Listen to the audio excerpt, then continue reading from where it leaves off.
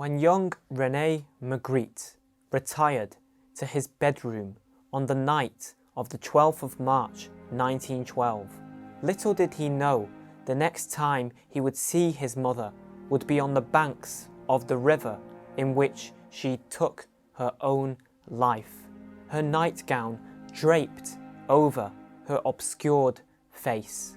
The early loss of his mother left an indelible impression on 14-year-old Magritte, and the imagery of a cloth covering a face features prominently in many of his paintings, including The Lovers, The Central Story, and The Invention of Life. The question of whether she had intentionally veiled her face, or if it was cloaked by the river's current, would remain unanswered. The cloud of mystery surrounding her death catalyzed Magritte's fascination with mystery and the unseen. One of the greatest artists of the 20th century was born.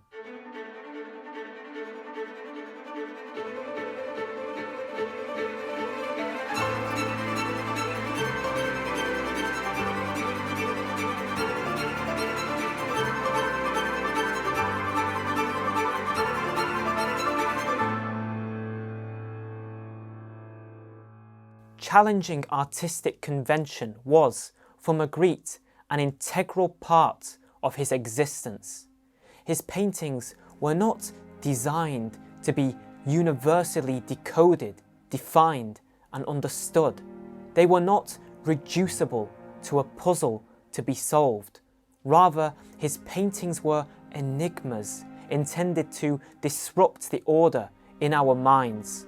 Through his art, he does not impose his view of the world on the spectator, but invites them to question their own. He does not attempt to depict the world as it is, but to reconfigure the elements of daily life we take for granted. This explains Magritte's artistic habit of juxtaposing familiar objects against atypical contexts and using titles which fail to correspond with the image they are describing. He did this perhaps most famously in his painting named The Treachery of Images, where he illustrates a pipe accompanied with the bold statement, "This is not a pipe." With wit, Magritte skillfully encourages us to question our reality. Our mind's logical shortcut almost immediately recognizes it as a pipe, and the assertion that it is not seems a contradiction. But it is not literally a pipe. We can't light it or smoke it. But then, what is it? Observing Magritte's paintings, our minds become entangled in those questions, emerging with a heightened sensitivity that breathes new life into our world. In this letter, Magritte reveals his genius, providing background to his 1933 painting, The Human Condition. Its interplay between reality and illusion is profound, as the painting is both there and not there simultaneously. He writes, "In front of a window as seen from the interior of the room, I placed a painting that represented precisely the portion of landscape blotted out by the painting. For instance, the tree represented in the painting displaced the tree behind the painting outside the room. For the viewer, the tree was simultaneously inside the room, in the painting outside the room, in the real landscape, and in thought. This is how we see the world. We see it outside ourselves, and at the same time, we only have a representation of it in ourselves.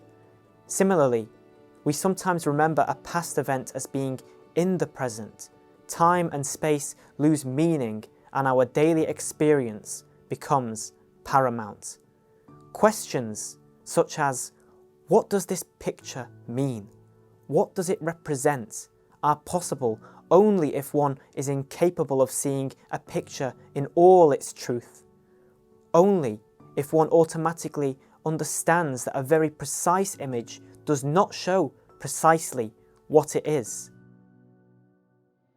For Rene Magritte, it was the duty of art not to comfort, but to off-balance, not to provide answers, but to raise questions, in depicting the affinity between seemingly disconnected objects, blurring the lines between the boundaries of space and time, and spotlighting the hidden.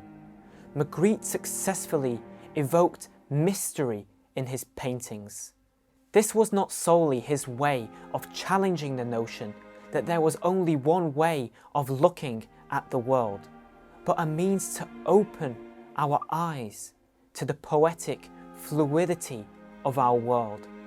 As Magritte himself put it, "I live in a very unpleasant world because of its routine ugliness.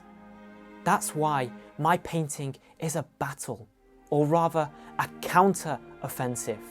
The world is so strange. And can we ever know the world? Perhaps the answer to this question is that we will never know. But Magritte certainly provided us with the imaginary toolkit to see it in a different way, and perhaps that is all we can do." Rene Magritte, with a letter for the ages.